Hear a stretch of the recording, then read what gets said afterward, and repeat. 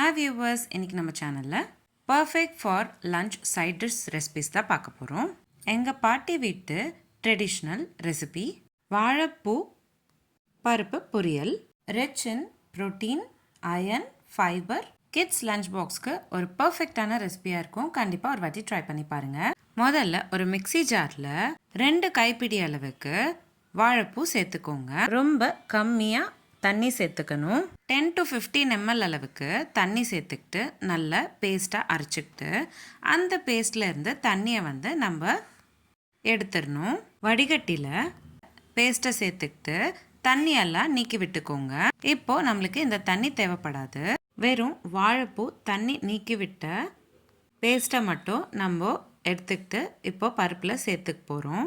அடுத்து ஒரு கடாயில் 20 ml போல் எண்ணெய் சேர்த்துக்கிட்டு கூடவே 1 ஸ்பூன் அளவுக்கு கடுகு சேர்த்துக்கிட்டு அடுத்ததாக கொஞ்சமாக கருவேப்பிலையும் சேர்த்துக்கிட்டு நல்லா வதக்கி விட்டக்கப்புறம் தண்ணி நீக்கி வச்சுருக்கிற வாழைப்பூ பேஸ்ட்டை சேர்த்துக்கிட்டு நல்லா வதக்கிக்கோங்க. 5 நிமிஷம் போல் நல்லா விடாமல் கலந்து விட்டுக்கிட்டே இருங்க, இல்லைன்னா அடி பிடிச்சிடும். அரைச்சக்கப்புறம் பேஸ்ட் கொஞ்சம் கருப்பாக தான் இருக்கும். நம்ம சார்ட் பண்ணுறப்ப ப்ரௌன் கலருக்கு மாறிடும். அடுத்ததாக வேக வச்ச சிறுபருப்பு சேர்த்துக்கிறேன். 1/4 கப் அளவுக்கு சிறுபருப்பு வேக வச்சுக்கிட்டு வேக வச்ச சிறுபருப்பை வதக்கி வச்சிருக்கிற வாழைப்பூவில் சேர்த்துக்கிறேன். நல்லா கலந்து விட்டுக்கோங்க. இப்போது அடுத்ததாக இந்த பொரியலுக்கு தேவையான உப்பு காரம் சேர்த்துடலாம். நான் இன்னைக்கு 3/4 ஸ்பூன் அளவுக்கு உப்பு சேர்த்துக்கிறேன். உங்களுக்கு எவ்வளோ தேவைப்படுதோ அதுக்கேற்ற மாதிரி சேர்த்துக்கோங்க. அடுத்ததாக 1/2 ஸ்பூன் அளவுக்கு காரத்தூள் கூட சேர்த்துக்கிட்டேன். உங்களுக்கு எவ்வளோ காரம் தேவைப்படுதோ அதுக்கேற்ற மாதிரி காரத்தூள் சேர்த்துக்கோங்க. நல்லா ஒரு வாட்டி கலந்து விட்டுக்கோங்க. கடைசியாக தேவையான அளவுக்கு கொத்தமல்லி சேர்த்துக்கிட்டு மறுபடியும் ஒரு வாட்டி நல்லா கலந்து விட்டுக்கோங்க. அவ்வளோதான். ரொம்ப சிம்பிள் அண்ட் ஈஸியான அதே சமயம் ஹெல்த்தியாக இருக்கக்கூடிய வாழைப்பூ பருப்பு பொரியல் ரெடி ஆயிடுச்சு. சூடான சாப்பாட்டில் நெய் சேர்த்துக்கிட்டு வாழைப்பூ பருப்பு பொரியல் சேர்த்துக்கிட்டு பிசைஞ்சு கிட்ஸ் லஞ்ச் பாக்ஸ்க்கு அதே சமயம் பெரியவங்களுக்கு லஞ்ச் பாக்ஸ்க்கும் கட்டித்தரலாம்.